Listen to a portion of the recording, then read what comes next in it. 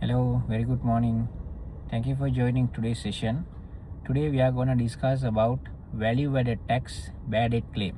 So what do you mean by this? The bad debt means like you as a supplier, you invoice issue to the customer and customer still not paid to you, but the relevant portion of the VAT you have already paid to the federal tax authority. So later you recognize that supplier is not going to settle this amount for us. So what happened ultimately, even though we declared the VAT portion and we paid this amount to the federal tax authority, customer not paid for us.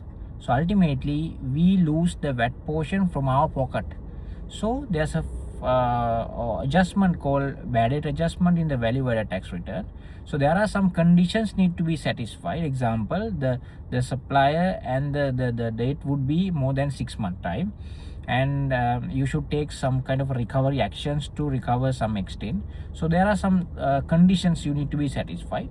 After these conditions being satisfied, you can declare this amount as a bad debt.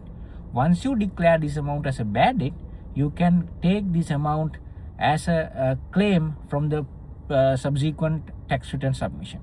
So it's obviously it can be considered as a tax refund or something. It's not physical refund, but you can adjust in the future tax return the reduction of the payable value. So this is the condition, we call it bad debt claim in respect of value added tax.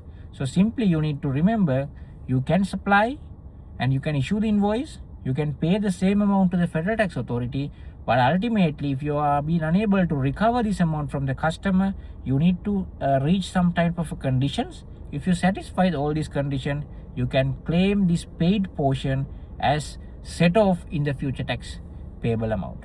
So thank you very much for joining today's session.